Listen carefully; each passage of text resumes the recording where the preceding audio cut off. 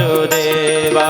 श्री कृष्ण गोविंद हरे मुरारी, हे नाथ नारायण वासुदेव। हे नाथ नारायण वासुदेवा। हे नाथ नारायण वासुदेवा। हे नाथ नारायण वासुदेवा। हे नाथ नारायण वासुदेवा। श्री कृष्ण गोविंद हरे मुरारी, हे नाथ नारायण वासुदेवा। श्री कृष्ण गोविंद हरे मुरारी, हे नाथ नारायण वासुदेवा। श्री कृष्ण गोविंद हरे मुरारी, हे नाथ नारायण वासुदेवा। श्री कृष्ण गोविंद हरे मुरारी, हे नाथ नारायण वासुदेवा। श्री कृष्ण गोविंद हरे मुरारी, हे कृष्णा हरे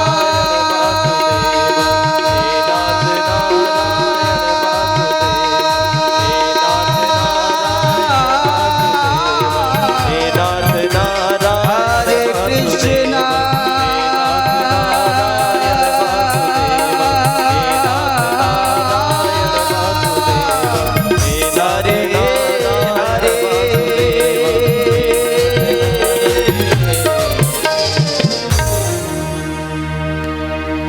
श्री कृष्ण गोविंद हरे मुरारी, हे नाथ नारायण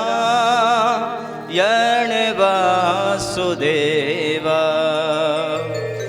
बोल राघवेंद्र सरकार की जय, श्री हनुमान जी महाराज की जय, राधा रमण सरकार की जय। जय जय सीताराम।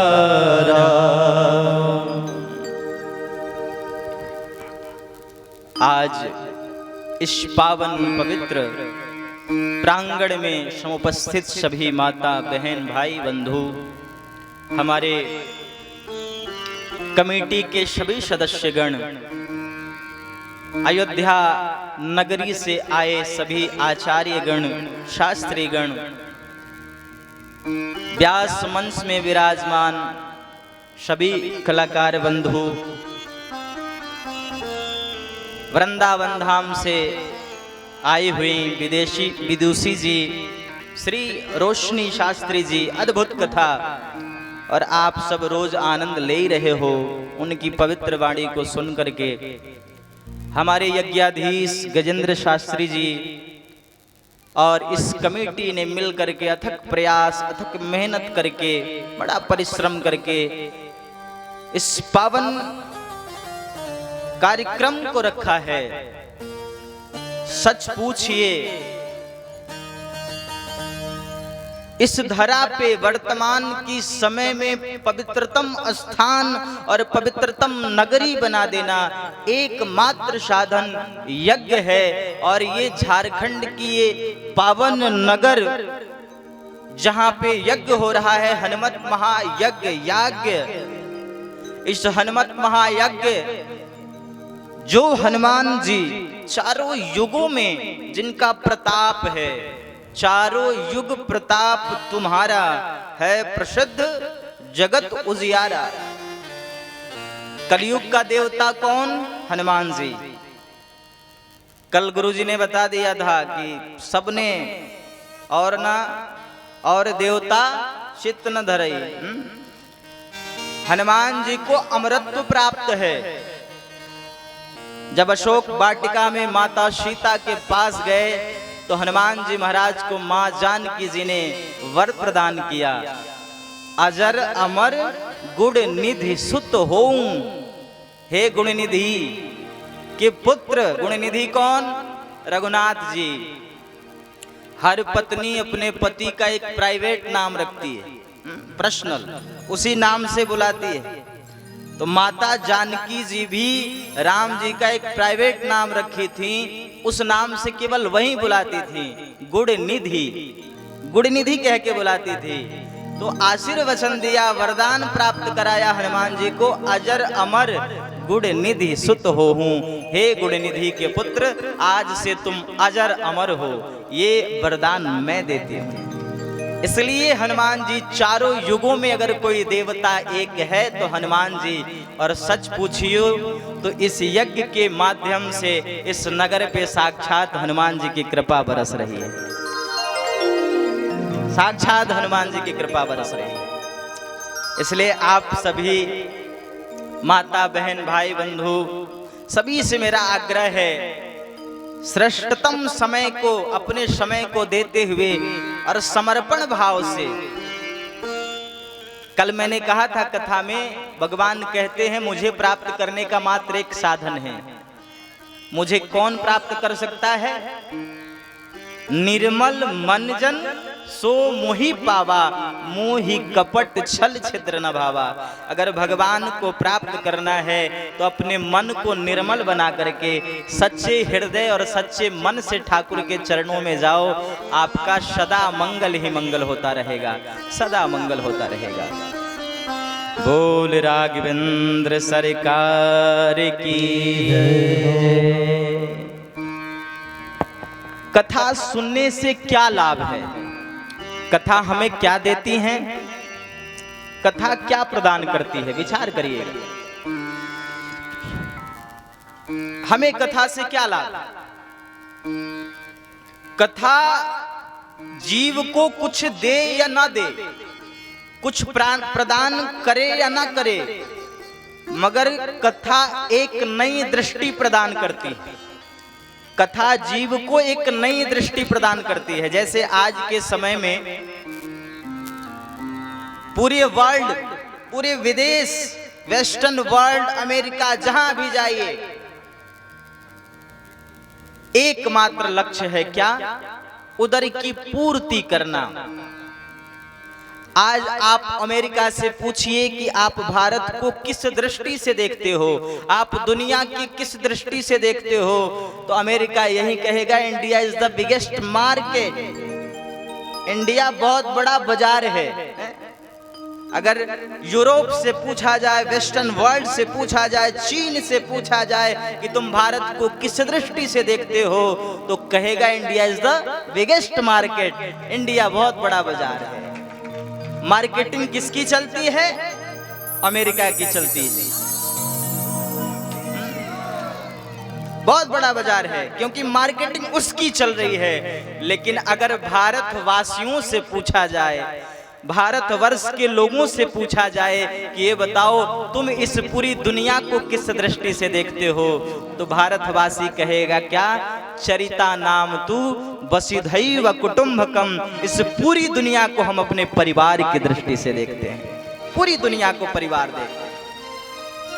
चरिता नाम तू वसुधैव कुटुंबकम की दृष्टि से, परिवार की दृष्टि से। एक बात और, अगर हम बाजार की दृष्टि से देखेंगे तो हमारा लक्ष्य क्या होगा? लाभ होगा।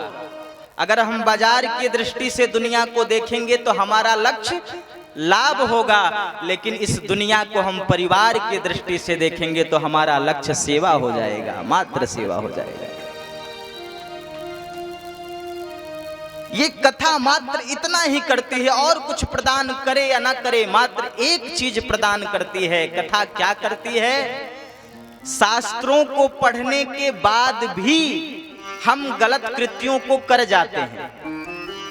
कथाओं को, शास्त्रों को पढ़ने के बाद भी हम गलत कृत्य को कर जाते हैं, कहीं ना कहीं से कर देते हैं।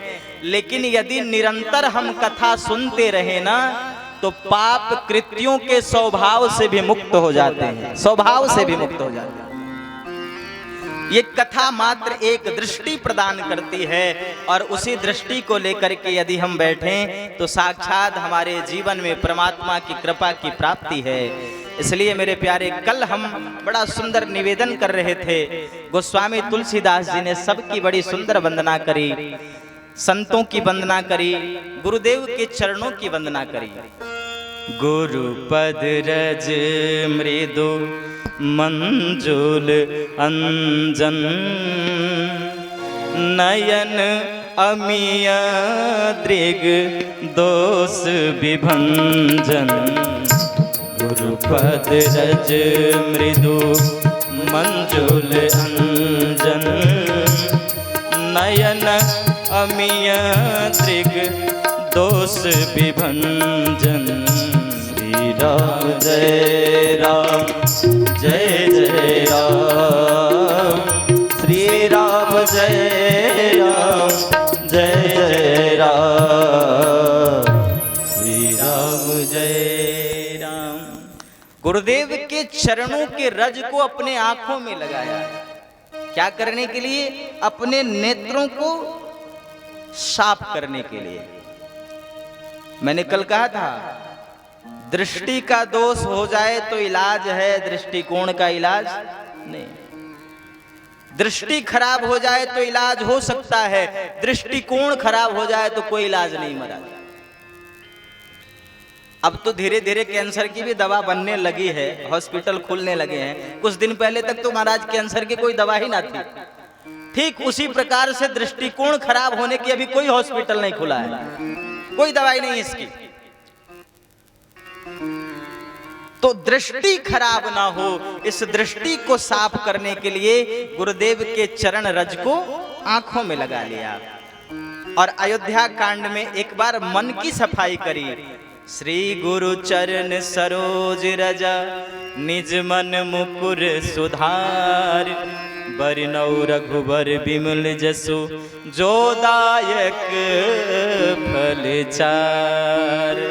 अपने मन रूपी दर्पण को साफ किया। एक बात ध्यान दीजिएगा, अगर शीशे पे दर्पण के ऊपर में धूल लगा हो, दर्पण के ऊपर धूल लगा हो, तो क्या आप अपना चेहरा देख सकते हो? नहीं दिखेगा। हमारा चेहरा दर्पण में कब दिखेगा? जब धूल को साफ करेंगे। गोस्वामी तुलसीदास जी कहते हैं कि दर्पण, संसार का जो दर्पण है उसको तो कपड़े से साफ किया जा सकता है, लेकिन जो ये मन रूपी है ना, ये मन के ऊपर जो अज्ञान का पर्दा रूपी जो दर्पण लगा है, इस दर्पण को साफ करने के लिए कोई कपड़ा नहीं है। इस दर्पण को साफ करने के लिए मात्र एक कपड़ा है, वो है गुरुदेव के चरणों का रज, और दूसरा कोई कपड़ा नहीं है। तो मन का दर्पण साफ हो जाए तो समझ लो कि जीवन धन्य हो जाए। महाराज बड़ी सुंदर गुरुदेव के चरणों में प्रणाम करके तब संतों की वंदना करी।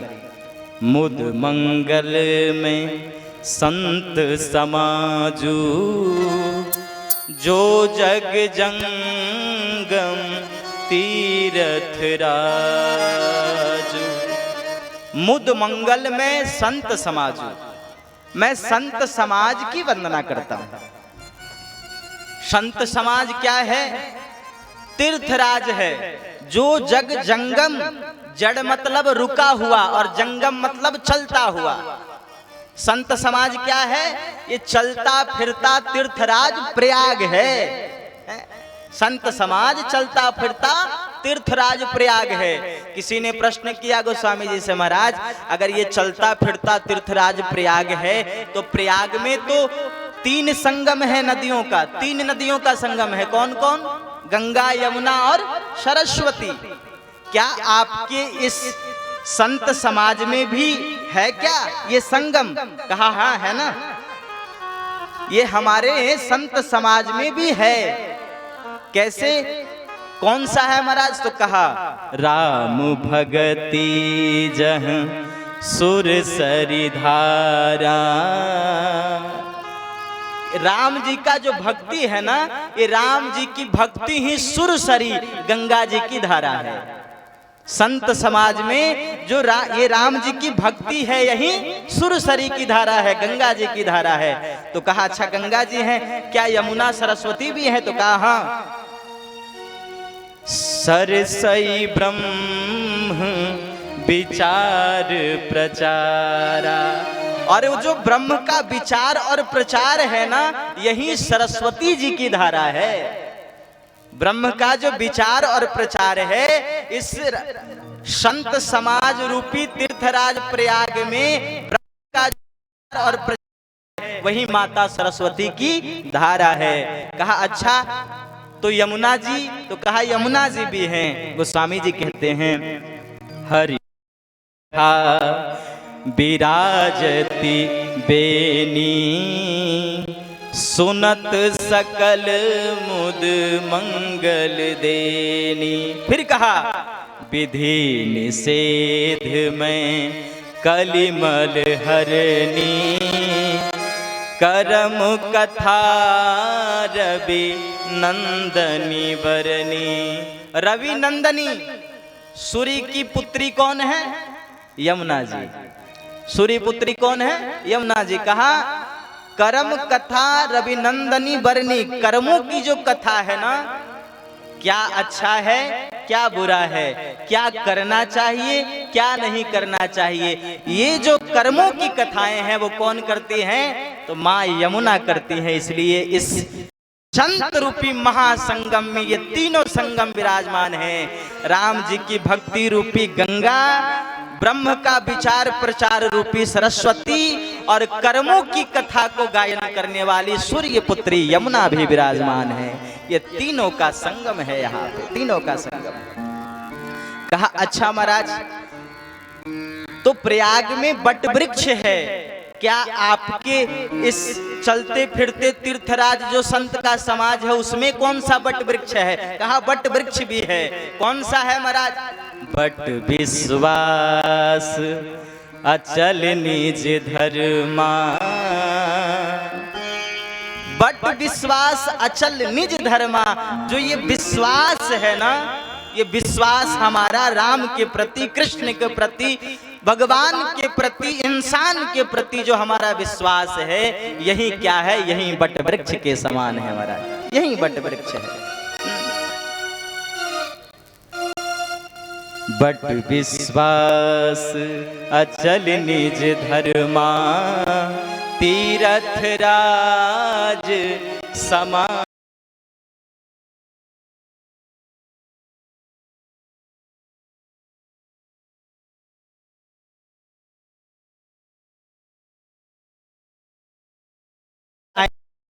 नहीं आएंगे। प्रयाग की गंगा की धारे में स्नान करना हो तो आपको प्रयागराज जाना पड़ेगा। आप चाहो कि प्रयाग हमारे घर आए तो कभी आ पाएंगे? नहीं आ पाएंगे। लेकिन महाराज ये संत रूपी जो तीर्थराज प्रयाग है ना, ये चलता फिरता तीर्थराज प्रयाग है, चलता फिरता। यहाँ जाना नहीं पड़ता है। ये कब और कैसे बिना किसी कारण के अकारण कृपा करके हमारे दरवाजे तक संत समाज चला आता है, हमारे दरवाजे तक आता है और सबको सुलभ होता है। सब ही सुलभ सब दिन सब देसा सेवत सादर समन कलेसा। ये संत समाज रूपी तीर्थराज प्रयाग ये चलता फिरता है। सब ही सुलभ सब दिन सब देसा। सभी देश में सब दिन और महाराज सभी को ये तीर्थराज प्रयाग सुलभ है। कहा अच्छा ये बताइए, संगम में स्नान करने का फल तो मिलता है, लेकिन ये आपके संत समाज रूपी तीर्थराज में अगर कोई स्नान करे तो उसका क्या फल है और कब मिलता है इसका फल? कहा इसमें विलंब नहीं है। किसी ने कहा कि भगवान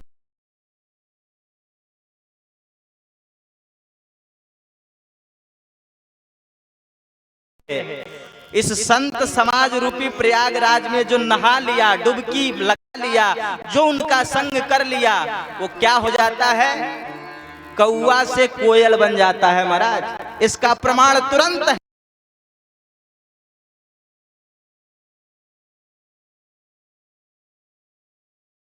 काक होई पिक बकऊ मराला मजन फल।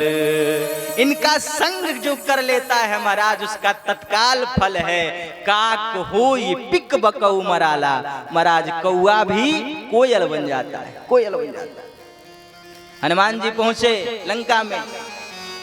लंकनी ने कहा रे दुष्ट, चोर मेरा भक्षण है, मैं चोरों को भक्षण करती हूँ, हमारे आज्ञा के विरुद्ध कोई अंदर प्रवेश नहीं कर सकता है।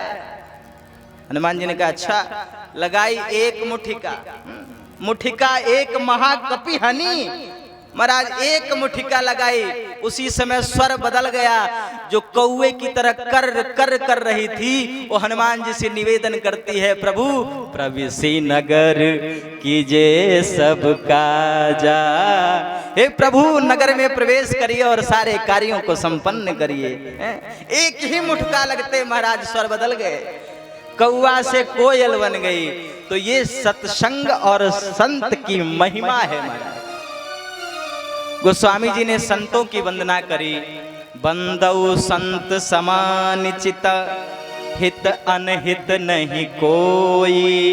अंजलि गत शुभ सुमन जिमी, सम सुगंध कर दोई। अच्छा, संत की वंदना तो एक बार की, लेकिन असंत असज्जनों की वंदना 2 बार किया गोस्वामी जी। संत की वंदना तो एक ही बार की, लेकिन असंत जो दुष्ट हैं उनकी 2 बार वंदना करी। एक बार तो कहा बंदौ संत असजन चरना, दुख प्रद उभय बीच कछु बरना। एक बार तो बंदौ संत असज्जन चरना, दुष्टों की एक बार वंदना एक करी, और फिर बाद में कह रहे हैं बहुरी बंदी खलगन सति भाए, जे बिनु काज दाहिने हूँ बाए। एक बार सज्जन की वंदना। और किसी ने पूछा गोस्वामी तुलसीदास जी से, महाराज संत की वंदना एक बार किए और दुष्ट की वंदना 2 बार कर रहे हैं। गोस्वामी जी ने कहा कि 2 बार, अब सुन लो, दुष्ट की वंदना 2 बार हम इसलिए कर रहे हैं, हम तो ये चाहते हैं कि एक बार तो छोड़ो, 2 बार में भी अगर ये सुधर जाएं तो बहुत बड़ी बात है महाराज। 2 बार के वंदना में भी सुधर जाएं तो बहुत बड़ी बात है। तो गोस्वामी जी कह रहे हैं बहुरी बंदी खलगन सति भाए, जे बिनु काज दाहिने हूँ बाए। इसलिए 2 बार इन असज्जनों की वंदना करी है। और तब कहा संत कौन है, हम संत किसको माने, किसको संत कहें। इस धरा पे अगर हमें संत की पहचान करनी हो, यही तो गड़बड़ हुआ था मानस की कथा में और भागवत की कथा में। रामायण में आगे कथा आएगी राजा प्रताप भानु की। राजा प्रताप भानु ने एक नकली संत को असली मान लिया, इसलिए उसका विनाश हो गया। राजा प्रताप भानु ने एक नकली संत को असली मान लिया तो उसका विनाश हो गया। और भागवत में राजा परीक्षित ने एक असली संत को नकली मान लिया, इसलिए उसका विनाश हो गया। संत को पहचानना कठिन है, कैसे पहचाने संत कौन है। तो कहा उसके लिए क्या करना पड़ेगा, पहचान क्या है उसका। एक पहचान है जड़ चेतन गुण दोषमय, विश्व कीन्ह करतार, संत हंस गुण गहि पय, परिहरि बारी विकार। जिस प्रकार से जड़ चेतन गुण दोषमय, भगवान ने इस संसार का सृजन कैसे किया, गुण और दोष को मिला करके किया। इस संसार के सृजन में गुण भी है अवगुण भी है, लेकिन संत की पहचान कैसे हो इसमें। तो कहा संत हंस गुण गहि पय, परिहरि बारी विकार। जैसे दूध और जल को मिला के रख दिया जाए, जो मान सरोवर का हंस होता है, हंस बगुला नहीं महाराज, हंस। जल और दूध को मिला दिया जाए तो हंस क्या करता है, दूध को चुग लेता है और जल को छोड़ देता है। तो संत कौन है, जो विकार भी हो और गुण भी हो, उन गुण और विकार से बने हुए जीव में गुण को ग्रहण कर ले और विकार उसी के अंदर छोड़ दे, वही सच्चा संत है इस जगत में, वही सच्चा संत। संतों की वंदना किया। फिर कहा जड़ चेतन जग जीव जता सकल राम मैं जानी, बंदौ सबके पद कमल सदा जोरि जुग पानी। सबके चरणों में प्रणाम किया। कहा ये संसार चार प्रकार से इस संसार का सृजन हुआ है, आकर 4,84,000। इस संसार का सृजन 4 प्रकार से है, स्वेदज, अंडज, उद्भिज और जरायुज। ये 4 प्रकार से इन्हीं प्रजातियों में जीव का सृजन हुआ, जीव आया है।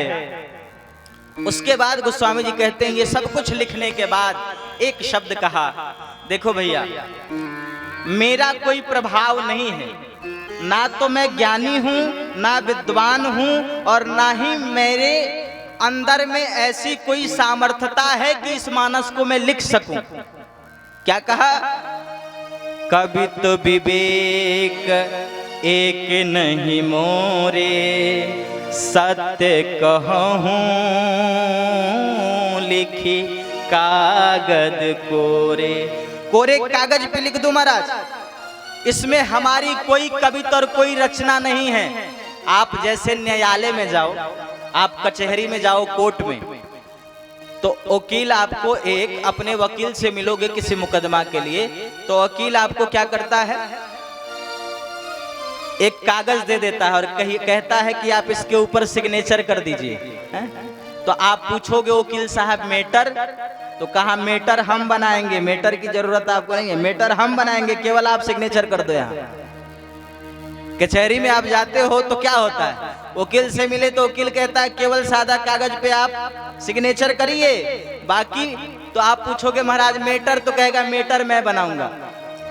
तो गोस्वामी जी कहते हैं कि ठीक उसी प्रकार से ये रामचरितमानस पे केवल मेरा सिग्नेचर है, मेरे नाम से प्रकाशित है, लेकिन इसमें सारा मैटर तो भगवान भोलेनाथ का है महाराज। ये पूरा मैटर भगवान भोलेनाथ का है। रचि महेश निज मानस राखा, समय सुपाई शिवासन भाखा। भगवान भोलेनाथ ने रचा और प्रसाद रूप में किसको दिया? गोस्वामी तुलसीदास जी को, और गोस्वामी तुलसीदास जी ने अपना सिग्नेचर कर दिया, और ये रामचरितमानस पूरे जगत में प्रचार हो गया, पूरे जगत में। महाराज कहा इसमें एक बड़ी सुंदर बात है, क्या है? एहि मह रघुपति नाम उदारा, अति पावन पुराण श्रुति सारा। इसमें एक रघुपति का जो पावन नाम है ना, मैं आपसे सच कहूं, जिस कवित में, जिस कविता में, जिस फिलोसफर की कपोल कल्पना में, फिलोसफी में राम का नाम जुड़ जाए, इस जगत में उसका प्रचार ही होता है, प्रचार ही होता है। इसलिए राम जी का जो ये पावन नाम है, एक साधक कहता है,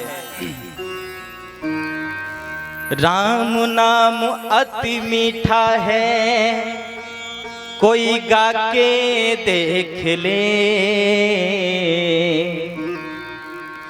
राम नाम अति मीठा है, कोई गा के देख ले। आ जाते हैं राम कोई बुला के देख ले। राम नाम अति मीठा है, कोई गा के देख ले। आ जाते हैं राम कोई बुला के देख ले। राम नाम अति मीठा है, कोई गा के देख ले।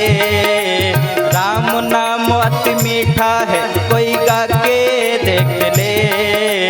आ जाते हैं राम कोई बुला के देख ले।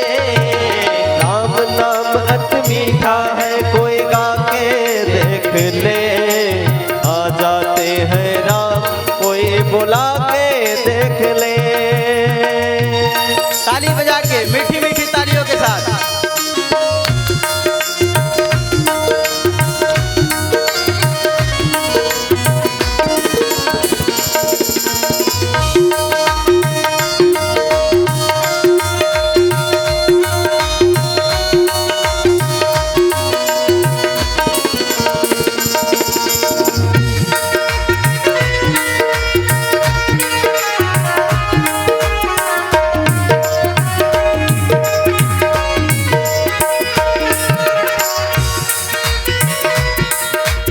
मन भगवान का मंदिर है, यहाँ मैल नया ने देना। मन भगवान का मंदिर है, यहाँ मैल नया ने देना। मानुष तन अनमोल मिला, इसे व्यर्थ गवा नहीं देना। मन भगवान का मंदिर है, यहाँ मैल नाने देना। मानुष तन अनमोल मिला, इसे व्यर्थ गवाना देना। शीश दिए हरि मिलते हैं, शीश दिए हरि मिलते हैं, चढ़ा के देख ले। शीश दिए हरि मिलते हैं, चढ़ा के देख ले। आ जाते हैं राम कोई बुला के देख ले। राम नाम अति मीठा है, कोई गा के देख ले। आ जाते हैं राम कोई बुला के देख ले। ताली बजा के मीठी मीठी तालियों के साथ।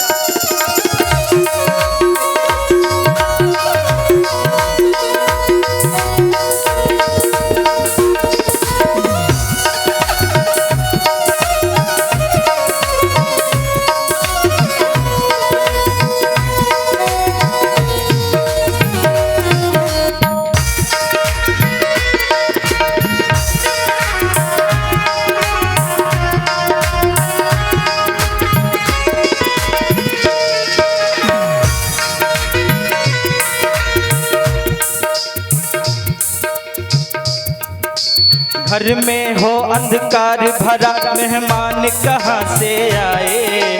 घर में हो अंधकार भरा, मेहमान कहाँ से आए। मन में हो अभिमान भरा, भगवान कहाँ से आए।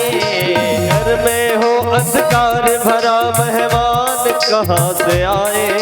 घर में हो भगवान कहाँ से आए।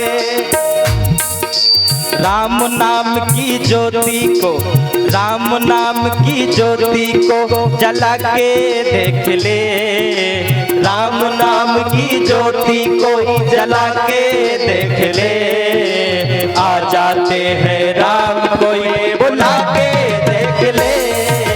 राम नाम अति मीठा है, कोई गा के देख ले। आ जाते हैं राम कोई बुला के देख ले। ताली बजा के जोरदार तालियों के साथ।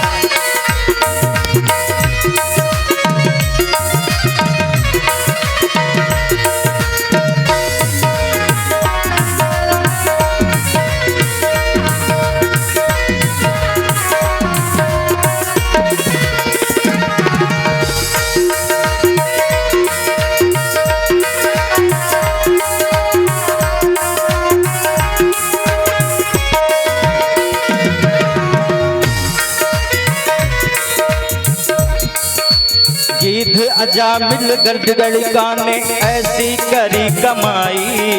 गिद्ध अजामिल गजगण गाने ऐसी करी कमाई। नीच कदम को करने वाला तर गया सदन कसाई। नीच कदम को करने वाला तर गया सदन कसाई।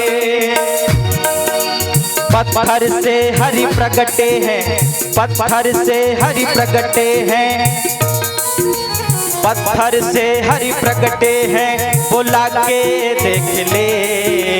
पत्थर से हरि प्रगटे हैं, बुला के देख ले। हाथ उठा के, और जो नहीं उठाएगा बगल वाले की कसम, और जो जितना ऊपर उठाएगा उतना ऊपर जाएगा। पत्थर से हरि प्रगटे हैं, बुला के देख ले। पत्थर से हरि प्रगटे हैं, बुला के देख ले। आ जाते हैं राम कोई बुला के देख ले। राम नाम मीठा है, कोई गा के देख ले। आ जाते हैं राम कोई बुला के देख ले। राम नाम मीठा है, कोई गा के देख ले। आ जाते हैं राम कोई बुला के देख ले। आ जाते हैं राम कोई बुला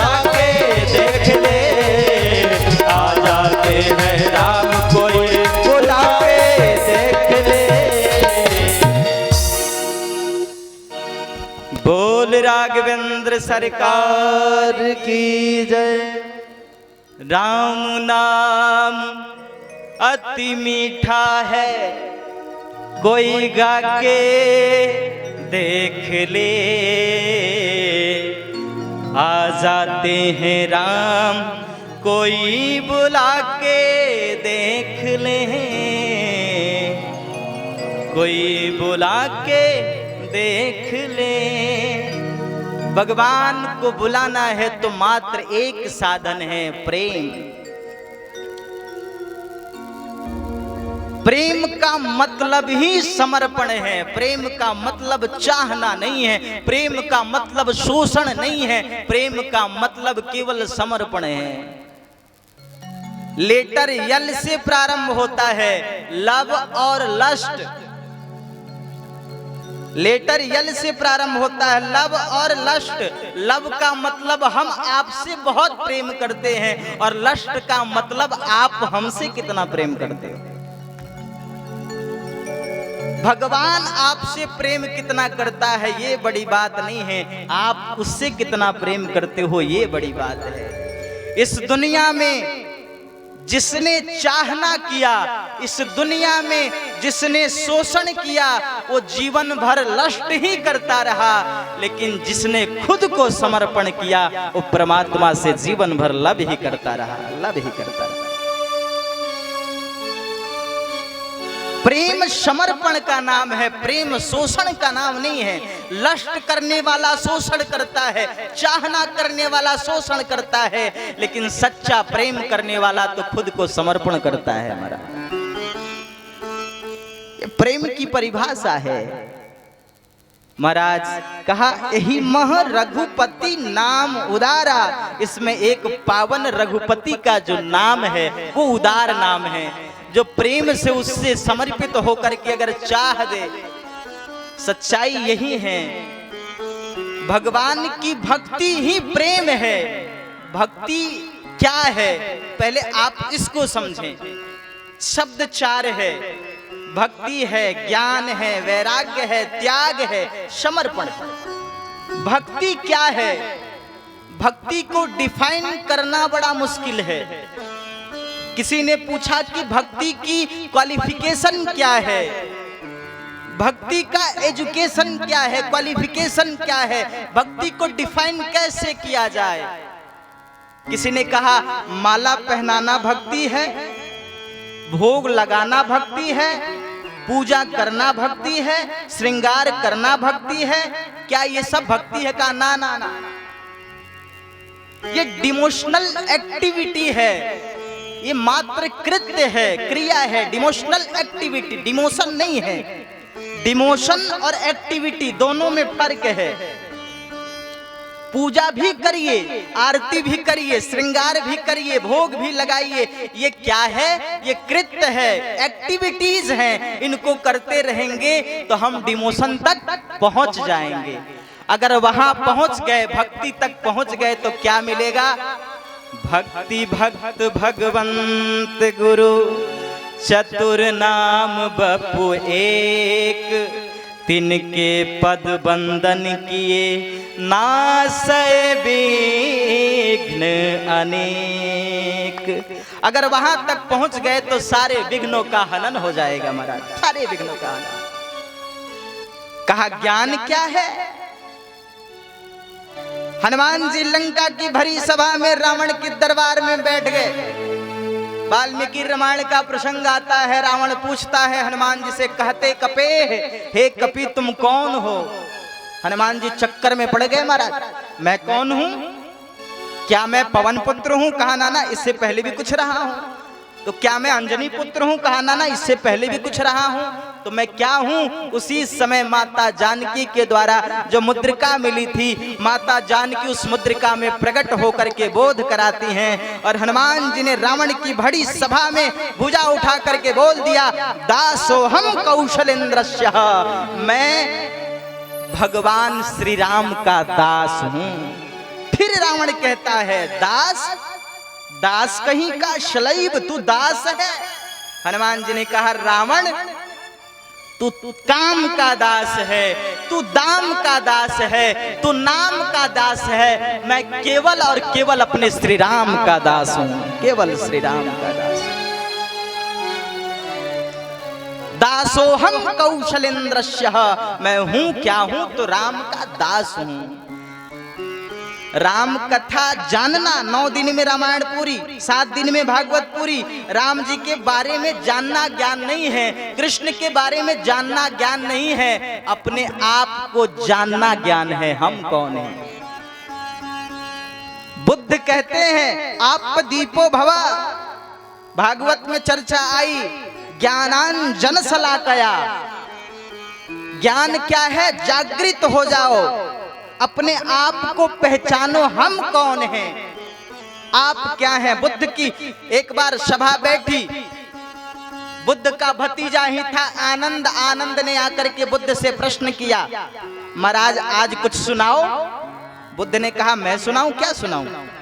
थोड़ी देर बुद्ध बैठे और बोल पड़े आनंद से, आनंद कमल हो जाओ, और कह के चले गए। सभा वालों ने कहा अरे महाराज इन्होंने तो कुछ सुनाई ही नहीं, कुछ कथा कुछ कहानी कुछ तो नहीं सुनाया। बुद्ध ने कहा समझदार के लिए इशारा काफी है, ना समझ के लिए पूरी पोथी बेकार है। गुरुदेव ने एक शब्द कहा, क्या? आप दीपो भवा, कहा कि तुम कमल हो जाओ। कमल हो जाओ इसका क्या मतलब है? कमल हो जाने का क्या मतलब है? कहा ये बताओ कमल कहां से उत्पन्न होता है? कमल कहां से उत्पन्न होता है? कीचड़ से। अगर किसी अनजान व्यक्ति से पूछा जाए जो न जानता हो कि कमल की उत्पत्ति कहां से होती है, और उससे पूछा जाए कि कमल कहां से निकलता है, तो क्या कहेगा? महाराज बहुत सुंदर इत्र का कोई सरोवर होगा, बहुत सुंदर कोई तालाब होगा, सरोवर होगा, वहीं से कमल निकलता होगा। आप क्या कहोगे? अरे भले आदमी, किसी सरोवर किसी नदी से नहीं निकलता, कमल तो कीचड़ से निकलता है। लेकिन कमल की क्वालिटी क्या है? कहाँ निकलता तो कीचड़ से है, लेकिन कीचड़ से इतना ऊपर उठ जाता है कि कीचड़ की एक बूंद तक कमल को नहीं छू पाती है, एक बूंद तक कमल को नहीं छू पाती। आप दीपो भवा, खुद को जागृत करना ही ज्ञान है, अपने आप को जागृत करना ही ज्ञान है। एजुकेशन मात्र 4 स्तरों पे ही घटता है, इंटेलेक्चुअल, स्पिरिचुअल, मेंटल और फिजिकल। एजुकेशन का मात्र 4 स्तर है, फिजिकल, इंटेलेक्चुअल, स्पिरिचुअल और मेंटल। इन 4 स्तरों पे जब हमारे जीवन में एजुकेशन आता है, इस प्रिपरेशन पे जब घटता है, तब हमारे अंदर एक फुली एजुकेटेड विंग की प्राप्ति होती है, तब हम खुद को जागृत कर पाते हैं।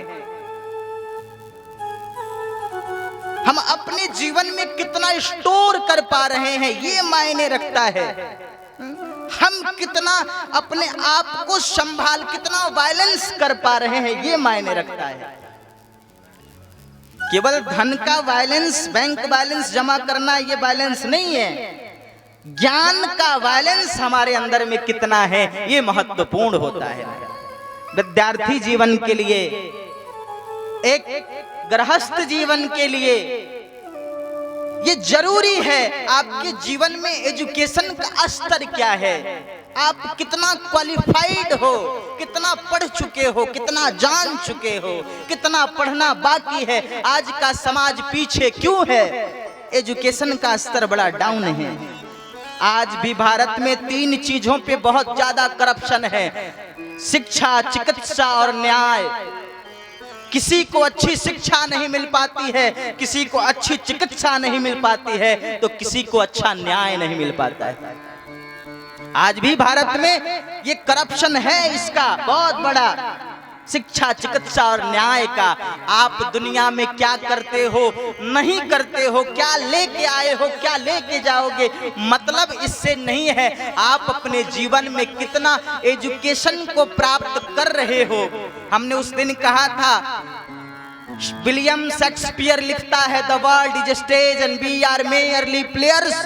सारा संसार रंग मंच है और हम सभी उस मंच के खिलाड़ी मात्र हैं, अभिनय कर रहे हैं। अभिनय कब हो पाएगा? जब हम खुद एक फुली एजुकेटेड विंग होंगे, तब हम कुछ जाकर के प्रदर्शन कर पाएंगे। नहीं तो दुनिया नाच गान में तो लगी है महाराज, दिन भर नाचो गाओ कूद लो, बात खत्म। शिक्षा का अध्ययन, ये संकलन करना, ये बड़ी बात है प्यारे। नाचना जीवन भर लगा रहेगा, झूमना जीवन भर लगा रहेगा, ताली बजाना जीवन भर लगा रहेगा, लेकिन एजुकेशन प्राप्त करना एक बार समय निकल गया तो दोबारा नहीं मिलने वाला है।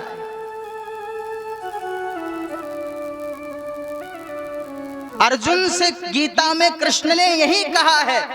अर्जुन ने कहा महाराज स्वजनों का रक्त पान करके और किसी राजनैतिक स्तर पे हम राजा बन ही जाएं तो क्या लाभ है, इससे अच्छा तो महाराज हम सन्यासी बन जाएं। कृष्ण ने यही तो उत्तर दिया, कहा अर्जुन अज्ञान की अवस्था में संन्यस्त बन जाओगे तो भी तुम्हारा पतन होगा, लेकिन ज्ञान की अवस्था में युद्धरत भी रहोगे तो तुम्हारा विजय होगा, विजय होगा। इसलिए ज्ञान जरूरी है प्यारे। बोल राघवेंद्र सरकार की जय। महाराज गोस्वामी तुलसीदास जी कहते हैं भगवान का जो उदार नाम है, इस उदार नाम से ही आनंद की सीमा बरसती है। वंदना प्रकरण को आगे बढ़ाते हुए सबसे पहले अयोध्या, क्योंकि अब मैं सोच रहा हूँ थोड़ा बहुत प्रसंग में भी प्रवेश किया जाए। वंदना प्रकरण में अयोध्या की वंदना करी, कहा बंदौ अवध पुरी अति पावनी, सरयू सरी कली कलुष न सावनी। अवध पुरी अति पावनी, सरयो सरे सरे कलुष न सावनी। श्री राम जय राम। बंदौ अवधपुरी अति पावनी, में अयोध्या की वंदना करता हूँ।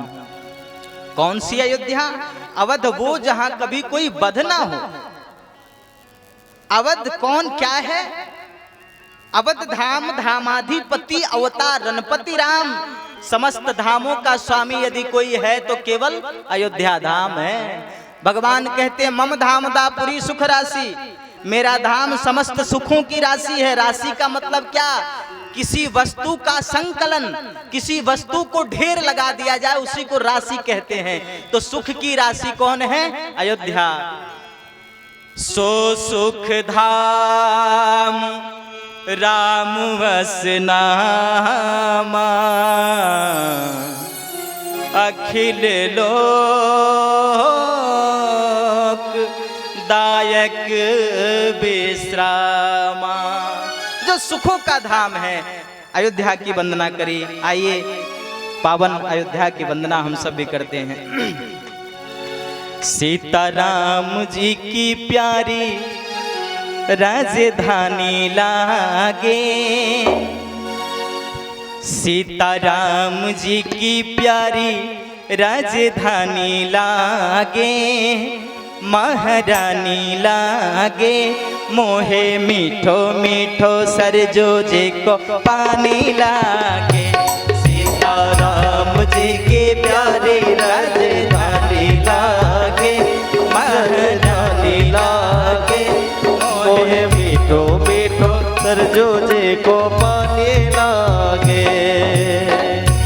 सीताराम जी की प्यारी राजधानी लागे, राजधानी लागे, मोहे मीठो मीठो सरजो जे को पानी लागे। ताली बजा के मीठी मीठी तालियों के साथ।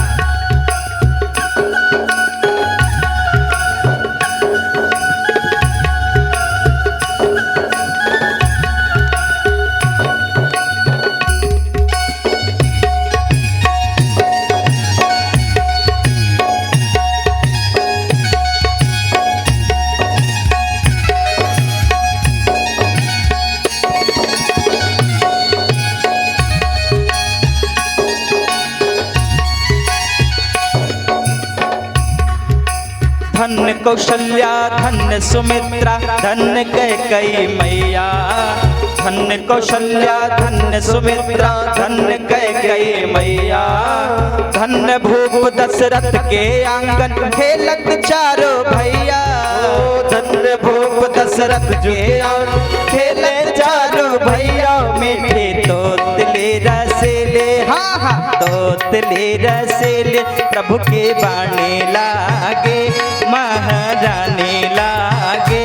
मोहे मीठो मीठो सरजू जी को पानी लागे। सीताराम जी के प्यारे राजधानी लागे राजधानी लागे। मोहे मीठो मीठो सरजो जी को पानी लागे। ताली बजा के मीठी मीठी ताली।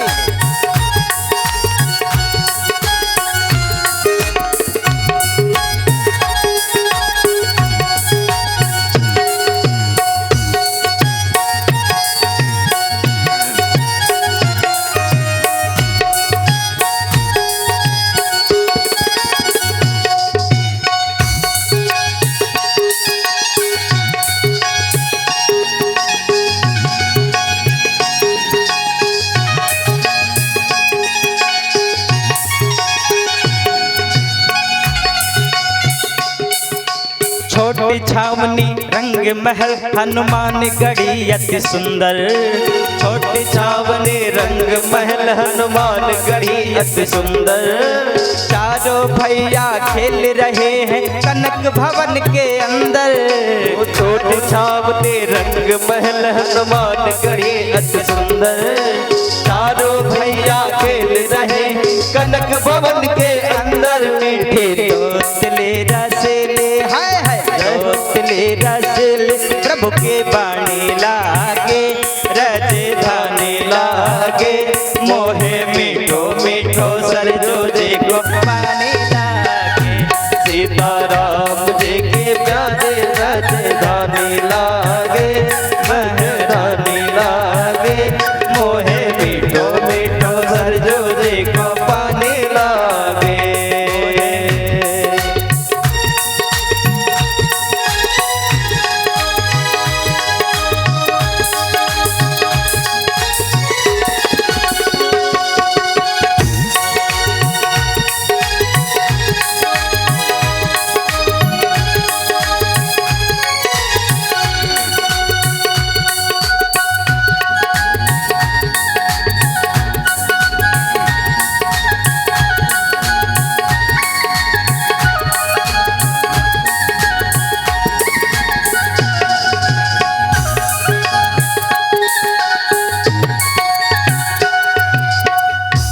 साधक कहता है कोई किसी के गाल पे मर गया। कोई किसी के गाल पे मर गया। कोई किसी के बाल पे मर गया। कोई किसी के गाल पे मर गया। कोई किसी के बाल पे मर गया। लेकिन तर तो वो गया जो कौशल्या के लाल पे मर गया। तर तो वो गया जो कौशल्या के लाल पे मर गया। तो अयोध्या के संत क्या कहते हैं? जय सिया राम दंडवत भैया मधुरे बाणी बोले। जय सिया राम दंडवत भैया मधुरे बाणी बोले। संत मगन मन गलिन गली में राम राम कही डोले।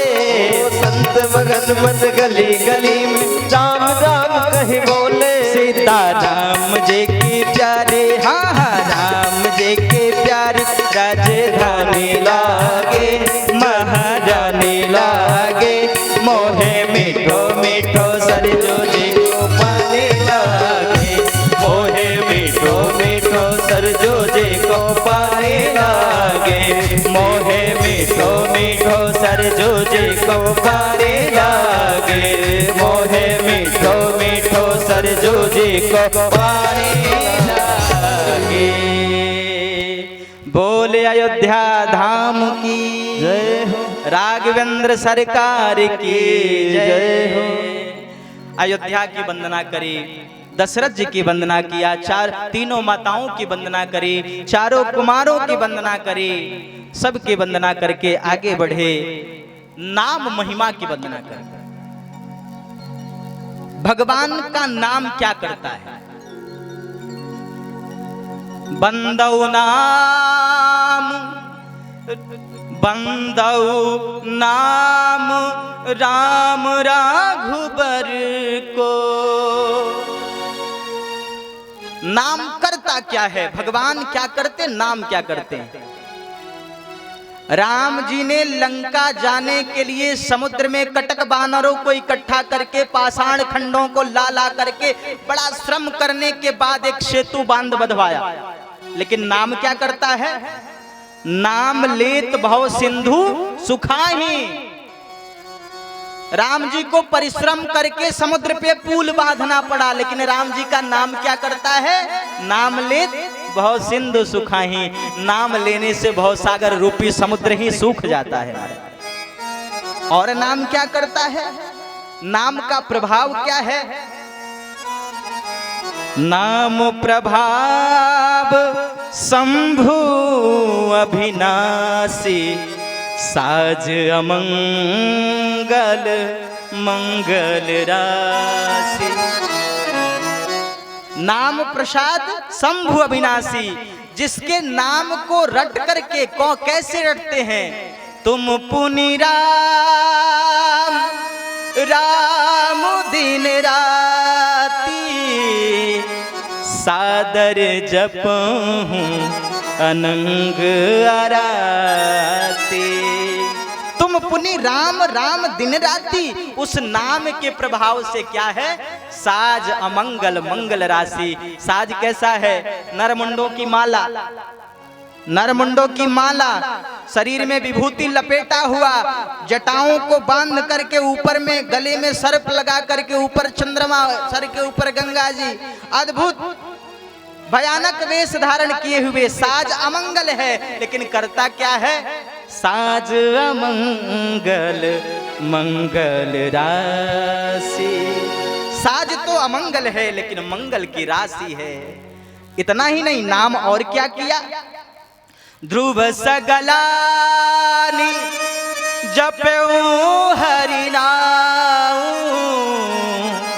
पावाय चल अनुपम ठाऊ। ध्रुव जी महाराज ने गलानी के साथ में नाम जपा था। विमाता के कहने से, सुरुचि के कहने से उनके अंदर में थोड़ी भक्ति जागृत हुई और नाम जपने के लिए निकल पड़े। लेकिन नाम जपने गए तो मिल गया कौन? तो संत मिल गए। संत ने कहा, कहाँ जा रहे हो? छोटे से 5 वर्ष के बालक ध्रुव जी महाराज निकल गए जंगल में तपस्या करने। मिल गए नारद जी। नारद जी ने पूछा, कहाँ जा रहे हो? ध्रुव ने कहा, जा रहे हैं तपस्या करने के लिए। अच्छा, तपस्या करने? इस उम्र में तपस्या करेगा तू? अभी तुम्हें रास्ते में शेर मिल जाए तो? वो देखो देखो, शेर आ गया, शेर आ गया। ध्रुव जी ने कहा, नारद जी, जिसके जीवन में, जो व्यक्ति, जो इंसान अपने जीवन में अपने लक्ष्यों को भूल जाए, उसको शेर का शिकार ही बन जाना चाहिए। शेर का शिकार ही बन जाना चाहिए। जो अपने लक्ष्य की ओर निकल गया है, जो अपनी लगन में लग गया है और पीछे भाग जाता है, वो कायरता है, उसे तो महाराज शेर का शिकार ही बन जाना चाहिए। ध्रुव जी निकल पड़े 5 वर्ष की अवस्था में तपस्या करने। भगवान मिले, स्तुति करने के लिए कुछ भी ना था। भगवान ने 5 जन शंख को सर पे स्पर्श करवाया और सुंदर स्तुति गान करने लगे। नाम ने गलानी के साथ किया था नाम का जाप, लेकिन मिला कौन? भगवान का चरणा रविंद्र मिल गया महाराज। इतना ही नहीं कहा, और किसने जपा? महाराज जपा तो बहुतों ने, लेकिन इसका मतलब क्या है? कहा कि राम नाम का प्रभाव क्या है? भाई कुभाव अनख आलस हूँ, नाम जपत मंगल दिसि दस हूँ। भैया भाव से जपो या कुभाव से जपो, ये नाम क्या करती है? 200 दिशाओं में मंगल ही मंगल करती है। एक बात और, आपको गिरिडीह से जाना हो अयोध्या, नाम क्या करती है? भाव कुभाव अनख आ लसहूं, नाम जपत मंगल दिशि दसहूं। चाहे भाव से जपो या बिना भाव के जपो, चाहे पवित्र अवस्था में या अपवित्र अवस्था में, चाहे कुभाव से या भाव से, लेट करके या सो करके, ये नाम क्या करती है? दसों दिशा में मंगल करती है। आपको जाना हो अयोध्या, गिरिडीह स्टेशन पे चले जाओ, सरिया, सरिया बोलते हैं ना, सरिया स्टेशन चले जाओ और जाना हो अयोध्या, आप ट्रेन में बैठ जाओ और उस ट्रेन को अयोध्या तक जाना है। अब ट्रेन में आप जाकर के बैठ जाओ, तब कहो हमारा मन नहीं लग रहा है, तो ये बताओ वो ट्रेन आपको छोड़ देगी कि वहां तक पहुंचाएगी? आप ट्रेन में बैठ जाइए और तब कहिए मुझे आलस से आ रहा है, मन नहीं लग रहा है। तुम ट्रेन के डिब्बे में बैठ जाओगे, तुम्हारा मन लगे या ना लगे, बैठो या सो, ट्रेन का गंतव्य अयोध्या तक है। एक बार टिकट कटा के बैठ लिया तो वो ट्रेन अयोध्या तक पहुंचाएगी। ठीक उसी प्रकार से एक बार आप सत्संग में आकर के बैठ गए, संतों का संग कर लिए, तो चाहे अंदर भाव है या कुभाव है, चाहे धर्म है या पाप है, ये सत्संग आपको ठाकुर जी के चरणों तक जरूर पहुंचाएगा। ये कथा आपको भगवान के चरणों तक जरूर पहुंचाएगी, चाहे भाव से बैठो या कुभाव से बैठो। भाव कुभाव अनख आलसहु, नाम जपत मंगल दीसी दसहु। इस नाम को क्या करना है? पहले हम लोग छोटे बालक थे जब, तो माता जी, पहले बिजली बत्ती तो पहले था नहीं, आज से 20 साल पहले कहाँ बिजली बत्ती महाराज। उस समय क्या काम चलता था? डेवरी से काम चलता था। एक सीसी, छोटा सा सीसी का बाटल होता था, उसके ढक्कन में छेद करके बत्ती लगा करके और वो मिट्टी का तेल भर करके और पहले जलाया जाता था, जिसको ढेवरी बोलते थे ना। तो पहले ढेवरी जलता था सबके घर। अच्छा, इधर वाले तो नहीं जान पाएंगे, इधर वाले तो बाद में आए होंगे। इधर वाले ढेवरी आप सबने देखा है ना, किसके घर में जला है? हाथ उठा के बताना। सभी के घर में जला है ना? अच्छा, सब देखे ढेवरी, सब जानते हो ना। तो पहले जब हम लोग छोटे होते थे तो डेबरी जला करके, और लाइट होता नहीं था, तो हम लोग अंदर पढ़ते थे। और रात्रि में माता, जो मम्मी होती थी, माता जी, वो क्या करते थे? बर्तन लेकर के धुलने बैठ जाते थे। तो कहते थे, बेटा उस ढेवरी को क्या करो, चौकट में रख दो, देहली में लाके रख दो, तो उजाला हमको भी दिखेगा, हम भी बर्तन धुल लेंगे, और तुमको भी दिखेगा, तुम भी पढ़ लेना। उस समय ये बात समझ में नहीं आ रही थी, लेकिन जब रामचरितमानस को पढ़ा तो ये बात समझ में आ गई। कहते हैं गोस्वामी जी, राम नाम क्या है? राम नाम मणिदीप है, जीह देहरी द्वार, तुलसी भीतर बाहर हूँ, जो चाहसी उजियार। गोस्वामी जी कह रहे हैं, राम नाम रपी क्या है? राम नाम मणिदीप है। ये राम नाम रूपी मणि को कहाँ रखना है? अपने जिह्वा के देहली में रख लो। जिसने राम नाम रूपी मणि को अपने जिह्वा के देहली पे रख लिया, उसके भीतर भी उजाला होगा और बाहर भी उजाला होता रहेगा महाराज, बाहर भी उजाला होता रहेगा। जीवन में मात्र राम नाम को देहली, जीव देहरी द्वार पे रखो। एक साधक कहता है, कोई कहे गोविंदा हो, कोई कहे गोविंदा, कोई गोपाला,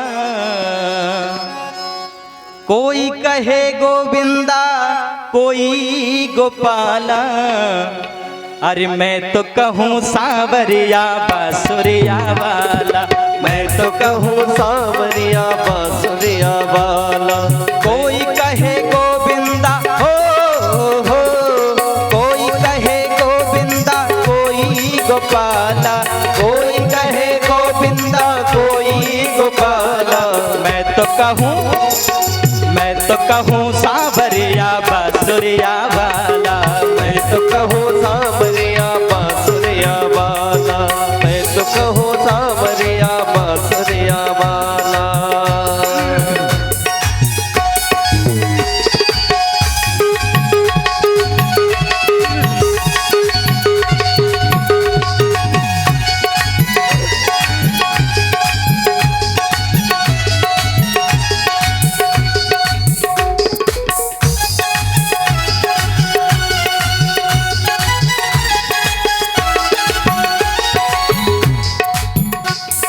राधा ने श्याम कहा मीरा ने गिरधर, राधा ने श्याम कहा मीरा ने गिरधर, कृष्णा ने कृष्ण कहा कुब्जा ने नटवर, कृष्णा ने कृष्ण कहा कुब्जा ने नटवर, ग्वालों ने तुमको पुकारा गोपाला, ग्वालों ने तुमको पुकारा गोपाला।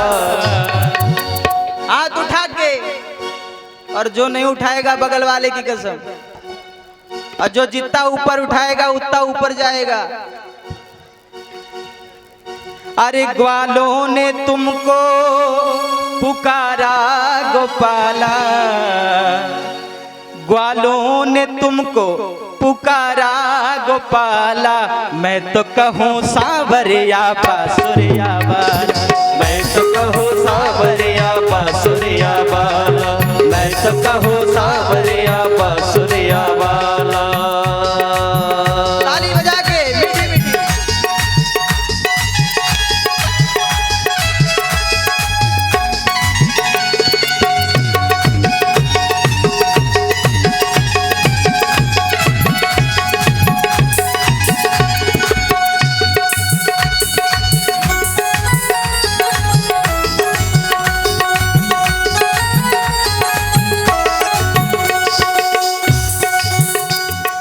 भीष्मा के बनवारी अर्जुन के मोहन, भीष्मा के बनवारी अर्जुन के मोहन, छलिया भी कह करके बोला दुर्योधन, छलिया भी कह करके बोला दुर्योधन, कंसा तो कहता है हो, कंसा तो कहता है जल करके काला, कंसा तो कहता है जल करके काला, मैं तो कहूँ।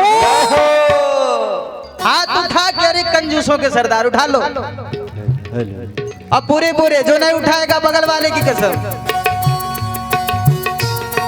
कंसा तो कहता है जल करके काला, कंसा तो कहता है जल करके काला, मैं तो कहूँ सांवरिया बांसुरिया वाला, मैं तो कहूँ सांवरिया बांसुरिया वाला, मैं तो कहूँ सांवरिया बांसुरिया वाला।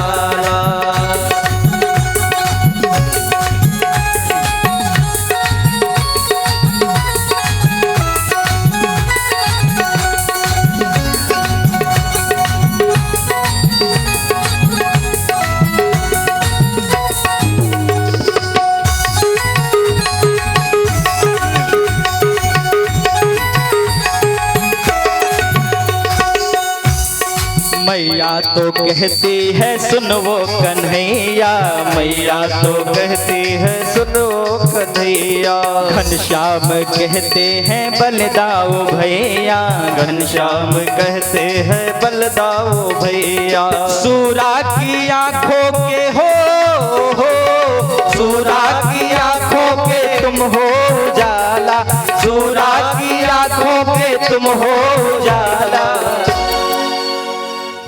अरे उठा लो,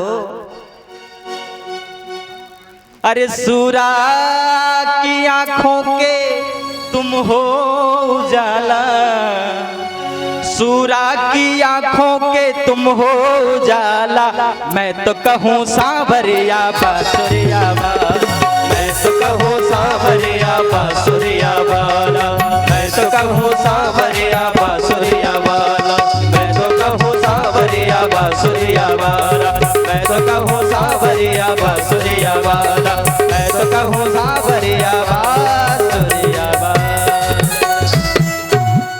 बोल राघवेंद्र सरकार की जय, श्री हनुमान जी महाराज की जय। सुंदर नाम महिमा गायन किया, कहा राम नाम मणि दीप है, जीह देहरी द्वार, तुलसी भीतर बाहर हूँ, जौ चाहसी उजियार। इस राम नाम रूपी दीपक को जीह के देहली द्वार पे रखिए, अंदर भी प्रकाश होता रहेगा और बाहर भी प्रकाश होता रहेगा। नाम महिमा वंदना करते हुए अब गोस्वामी जी कहते हैं, अपनी मति अपने बुद्धि के अनुसार अब मैं इस कथा में प्रवेश करता हूं। आज से ये कथा प्रवेश लेती है सबसे पहला चौपाई गायन किया और कहा, भरद्वाज मुनि बसहि प्रयागा, भरद्वाज मुनि बसहि प्रयागा, तिन्हि राम पद अति अनुरागा। प्रयागराज में भरद्वाज मुनि विराजमान है। बट वृक्ष के बगल में उनकी कुटिया है, वहां विराजमान है। माघ के महीने में जब सूर्य मकर राशि पे आते हैं तो एक महीना के लिए इलाहाबाद में यानी प्रयागराज में मेला लगता है, कुंभ लगता है। हर वर्ष जब माघ के महीने में सूर्य मकर राशि पे आते हैं तो प्रयाग में एक महीने का मेला लगता है। उसी समय कि माघ का महीना आता है, गोस्वामी जी कह रहे हैं, माघ मकर गत रवि जब होई, तीरथ पति अब सब कोई। माघ के महीने में जब मकर राशि पे सूर्य आया, समस्त तीर्थ महीने में आए कहां पे, तो प्रयागराज में संत आए, तीर्थ आए। एक बार प्रयागराज को अभिमान हो गया। प्रयागराज पहुंच गए ब्रह्मा जी के पास। ब्रह्मा जी से कहा, महाराज हमको तीर्थों का राजा बनाया गया है, सारा तीर्थ हमको आके कर देता है, हमको आके कर दे जाता है, बगल में छोटा सा अयोध्या कभी कर देने नहीं आता है, क्यों? ब्रह्मा जी ने कहा, भैया इसका उत्तर मेरे पास नहीं है, इसका उत्तर लेने के लिए तो साक्षात भगवान के पास चलना पड़ेगा, चलो उन्हीं के पास। ब्रह्मा जी प्रयागराज को लेकर के पहुंचे नारायण के पास। नारायण से ब्रह्मा जी ने कहा, प्रभु ये प्रयाग आए हैं, कहते हैं कि सारा तीर्थ हमको कर देने आता है और ये बगल में छोटा सा अयोध्या कभी कर देने नहीं आता, ऐसा क्यों होता है? भगवान ने कहा, तीर्थराज मैंने तुम्हें तीर्थों का राजा बनाया है, मैंने तुम्हें तीर्थों का राजा बनाया है, अपने घर का राजा नहीं बनाया है। अयोध्या मेरा घर है महाराज, मम धामदा पुरी सुख राशि। अयोध्या मेरा घर है, मैंने घर का राजा थोड़ी ना बनाया है, तुम्हें तीर्थों का राजा बनाया है। इसीलिए माघ के महीने में एक महीना सारा तीर्थ आकर के प्रयाग में स्नान करके अपने पाप को धुलता है। लेकिन जब अयोध्या में राम नवमी का उत्सव मनाया जाता है, राम जन्म का उत्सव मनाया जाता है, तो गोस्वामी जी कह रहे हैं उस समय स्वयं प्रयागराज भी आकर के अपना पाप अयोध्या में स्नान करके सरयू में धुल लेते हैं महाराज, सरयू में स्नान करके धुलते हैं। जही दिन राम जन्म श्रुति गावही, तीर्थ सकल तहाँ चली आवही। समस्त तीर्थराज प्रयाग भी आकर के अयोध्या में अपना पाप धुलते। आप क्या सोचते हो, आप क्या सोचते हो, गंगा में एक बार नहा लिया तो सारे पाप धुल गए? आप यही सोचते हो ना, एक बार गंगा में जीवन भर पाप करो, एक बार गंगा में नहा लो तो पाप धुल गए? ऐसा नहीं है महाराज। आप अपना पाप गंगा में स्नान करके धो देते हो, यही ना? अपना पाप आपने गंगा जी को दिया, तो गंगा जी का पाप कहां जाता है? कहा आपका पाप आपने गंगा जी में स्नान करके गंगा जी को दिया, और गंगा जी से सूर्य सोख लेते हैं और सूर्य बादलों को देते हैं, और बादल पुनः मेघ बन करके और जिसके जिसके पाप थे उसी के सर पे बरसा देते हैं।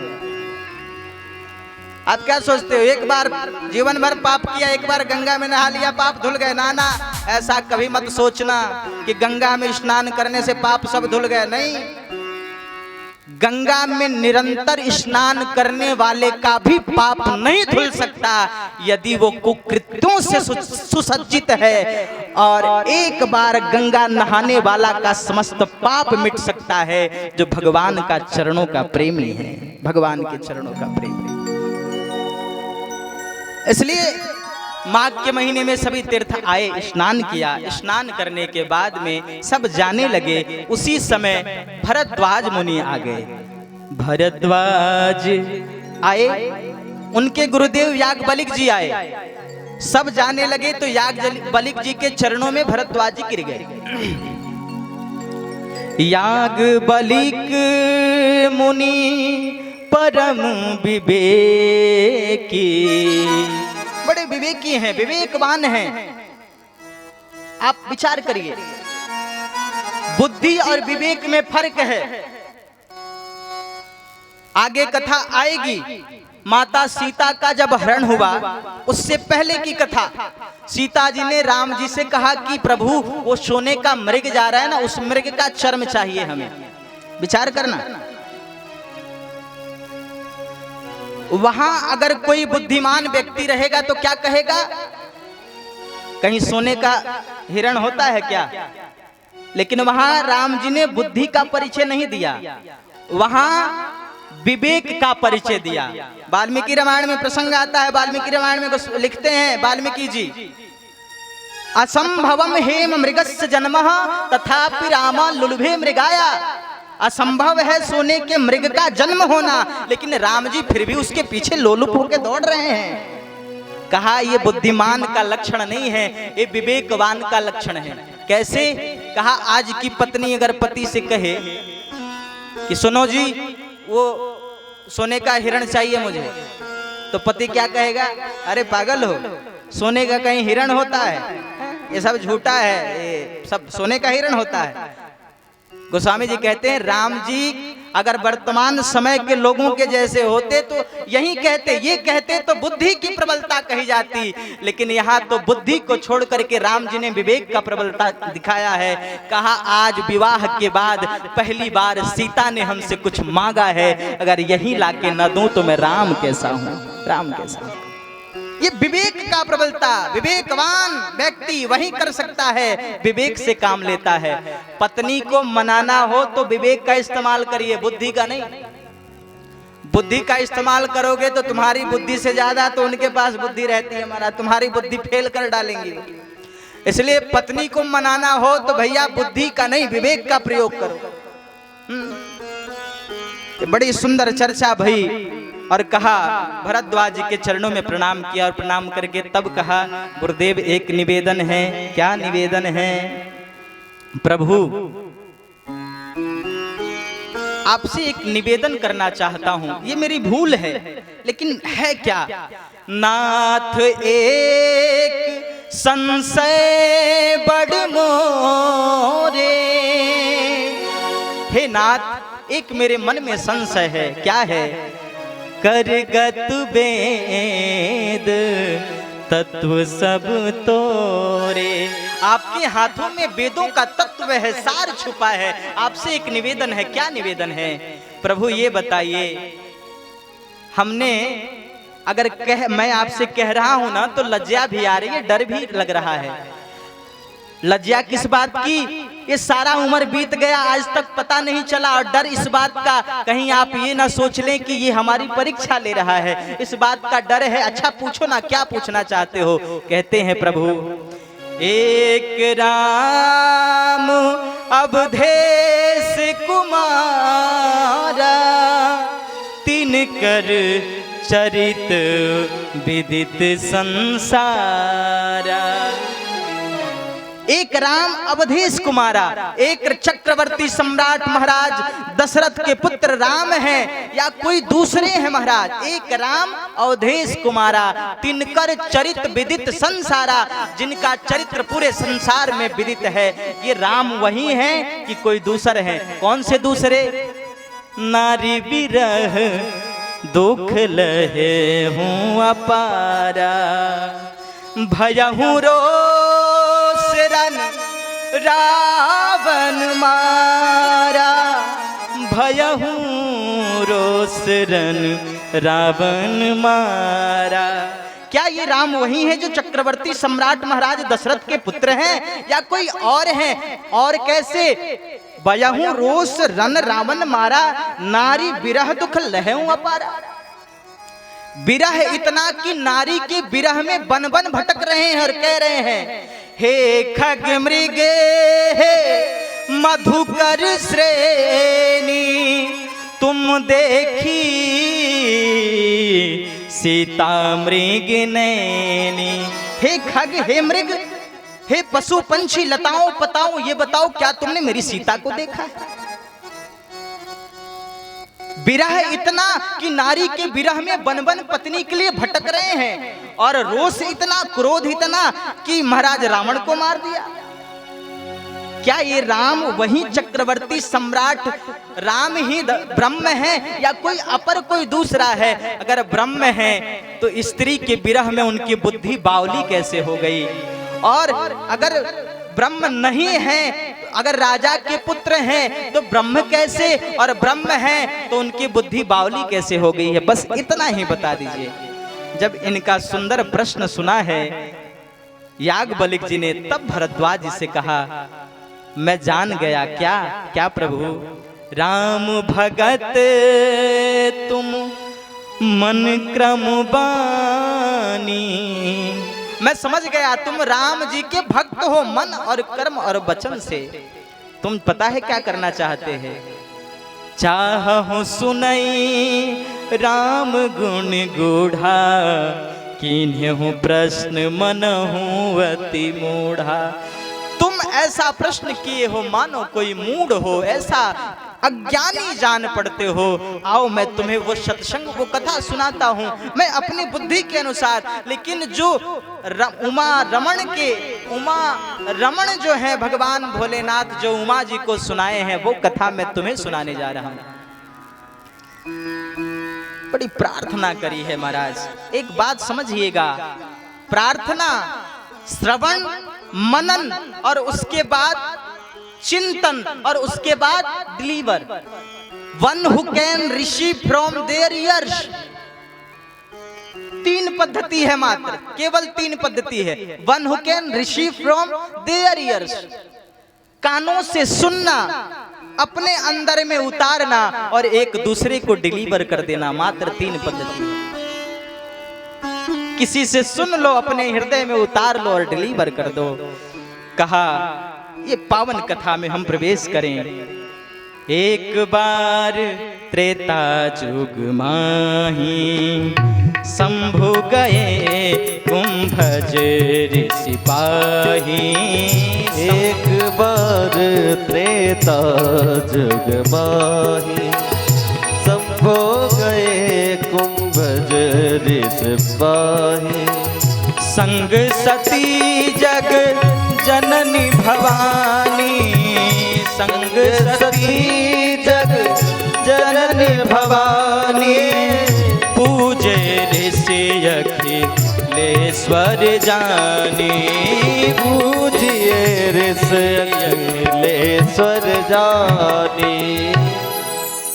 कहा एक बार, मानस में जहां जहां भी एक बार शब्द का प्रयोग हुआ है, समझ लो कोई रहस्य है। कहा एक बार त्रेता युग माही, शंभु गए कुंभज ऋषि पाही। एक बार त्रेता में भगवान भोलेनाथ कैलाश से उतर के पृथ्वी पे आए। किसके पास? कुंभज ऋषि। कुंभज का मतलब जिसका जन्म घड़े से हुआ हो, जिसकी उत्पत्ति घड़े से हो जाए, वही कुंभज है। कहा उनके पास आए, चरणों में प्रणाम किया ऋषि ने और प्रणाम करके सुंदर आसन दे करके बिठाया। संग में कौन है? संग सती जग जननी भवानी। संग में जग जननी भवानी माता सती हैं। बड़ी सुंदर कथा हुई, राम कथा। कथा सुनने के बाद भोलेनाथ ने कहा, हे कुंभज जी महाराज, अब आप गुरु दक्षिणा मांगिए। कुंभज जी ने कहा, प्रभु अगर गुरु दक्षिणा देना चाहते हो तो एक ही दक्षिणा दे दो। क्या दे दूं? कहा गुरु दक्षिणा में आप हमें भक्ति प्रदान कर दो। भक्ति चाहिए आपको राम जी की। तो भगवान भोलेनाथ ने राम जी की भक्ति की कथा उनको सुनाई। दोनों ने कथा सुनी। अब वहां से वापिस चलने लगे जब भगवान भोलेनाथ, तो गोस्वामी जी लिख रहे हैं, मुनि सन विदा मांगी त्रिपुरारी, चले भवन संग दक्ष कुमारी। जब कथा सुनने के लिए गए थे तो गोस्वामी जी ने क्या लिखा? संग सती जग जननी भवानी। संग में कौन है? जग जननी है, भवानी है, सती माता है। लेकिन जब मन से कथा नहीं सुना और जब जाने लगी तो क्या कहा? क्या कहा? चली भवन संग दक्ष कुमारी। सारे विभीषण को हटा दिया, सारा विशेषण खत्म। ना जगजननी है, ना भवानी है, ना उमा है, ना अंबिका, कुछ नहीं है। क्या है?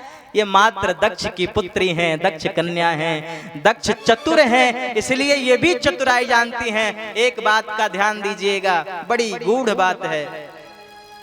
कथा सुनने आइए, अपनी पद प्रतिष्ठा, अपना सम्मान सब कुछ अपने घर पे धर के आइए। जो सम्मान प्रतिष्ठा पद लेकर के यहाँ आएगा वो पद धरा का धरा रह जाएगा, और जो घर से पद छोड़ के आएगा उसको पूरा जीवन पद ही पद मिलता रहेगा, पद ही पद मिलता रहेगा। इस कथा का मात्र इतना ही आश्रय है। माता जी आई हैं पद को लेकर के। कौन सा पद? जग जननी भवानी, जगत जननी है, भवानी है, लेकिन गई तो पद हटा दिया, कहा ये दक्ष की सुता हैं। तेहि अवसर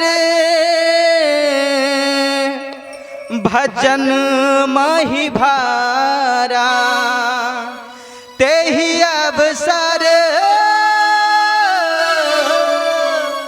तेहि अवसर भजन मही भारा, हरि रघुवंश लीन्हे अवतारा। उसी क्षण, उसी समय हरि का अवतार हो गया है। कौन से वंश में? रघुवंश में। चक्रवर्ती सम्राट महाराज दशरथ के पुत्र राम जी का जन्म हो गया, विवाह हो गया, वनगमन हो गया। स्त्री के वन में, विरह में वन वन भटक रहे हैं। उसी समय भोलेनाथ आगे पहुंच गए। जब भगवान आगे पहुंचे तो सामने देखा तो उस समय राम जी अभिनय कर रहे थे। सोचा अभी जाकर के प्रणाम करूं तो राम जी का सूरत प्रकट हो जाएगा, अभी प्रणाम नहीं करूंगा तो कब करूंगा? दूर से ही कर लेता हूं। एक बात का ध्यान दीजिए, आपका कोई मित्र हो, आपका कोई मित्र हो और किसी प्रोग्राम के मंच में, आपका कोई मित्र किसी प्रोग्राम के मंच में क्या करे?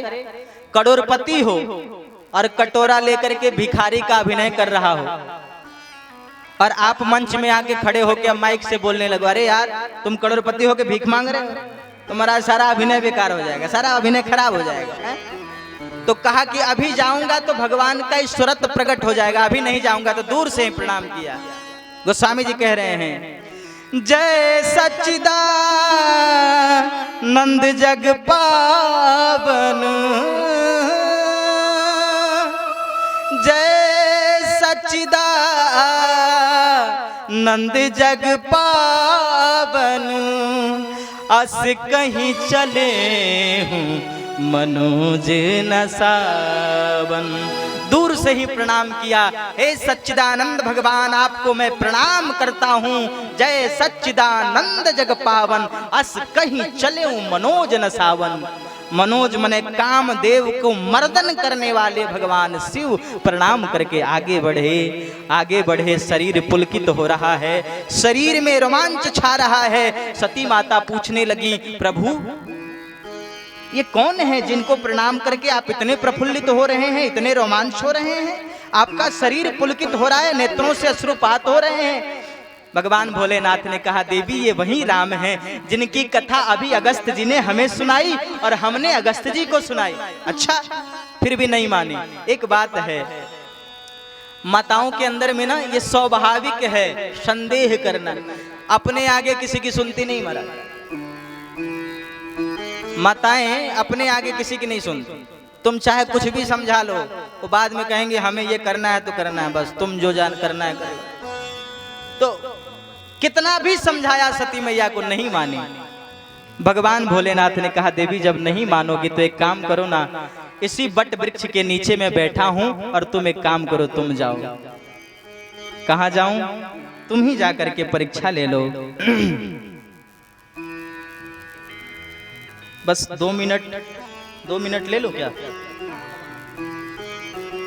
बस इसी प्रसंग को पूरा करके और समाप्त कर देता हूँ। बीच में रुकना ठीक नहीं है। हाँ, जुमाते हुए ही बंद करेंगे। बिल्कुल बिल्कुल।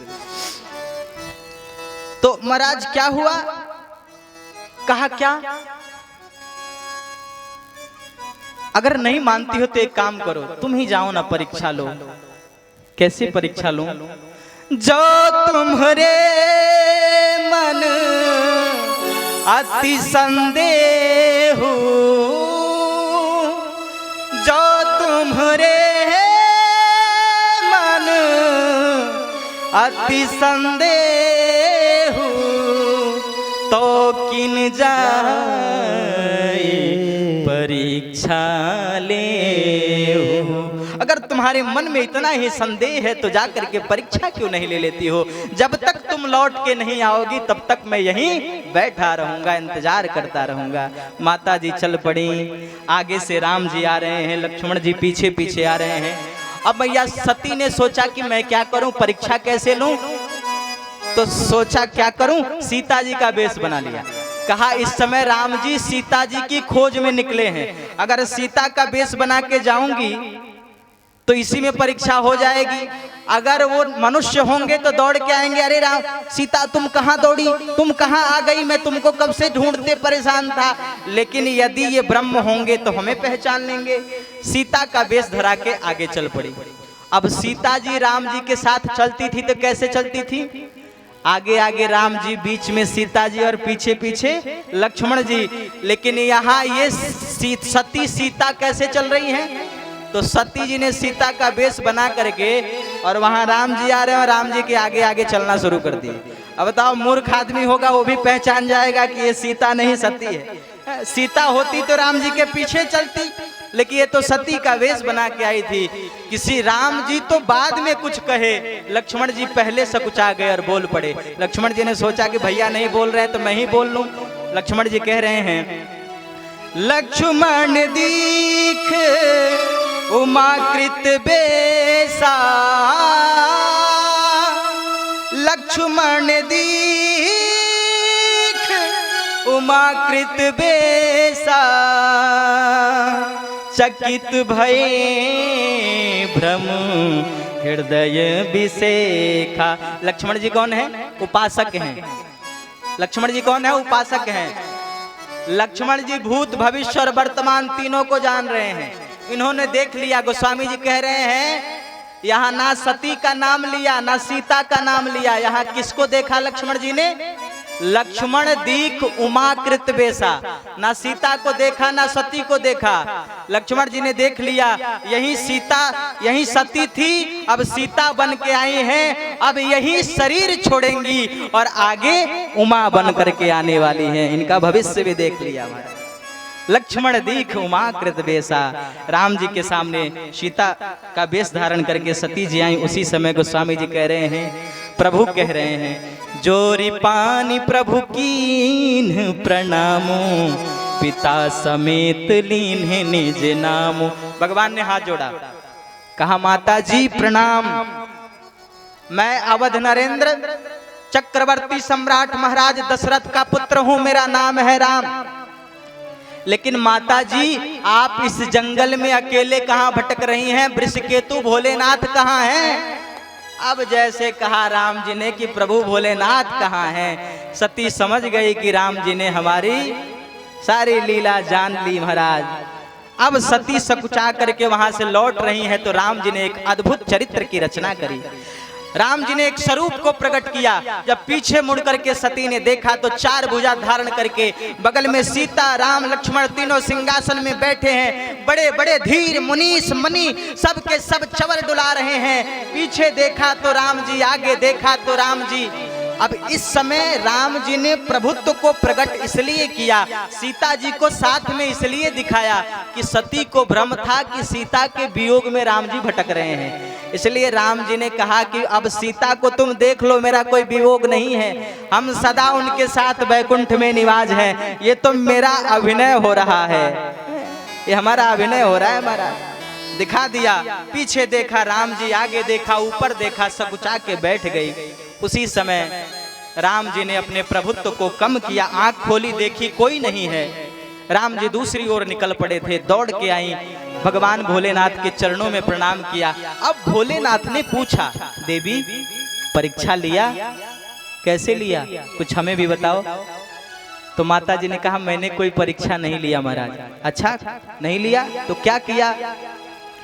कछु न परीक्षा लीन गोसाई, कीन प्रणाम तुम्हारे ही नाई।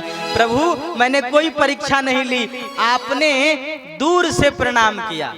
आपका उनका बड़ा सुंदर मित्रता है तो आपने दूर से प्रणाम किया। हमने सोचा मैं दूर से जाऊंगी तो पता नहीं पहचान पाए कि नहीं, इसलिए मैं सोची कि जाकर के पास से प्रणाम कर लूं। मैं महाराज उनके पास में प्रणाम करने गई थी।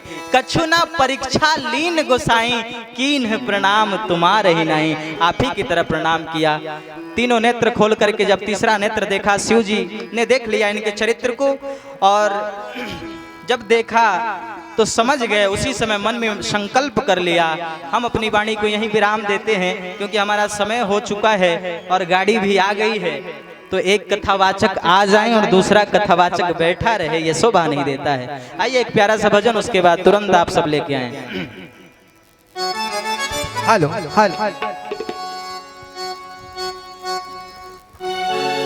हाँ हाँ शुरू करें, आप बोले आप बोले।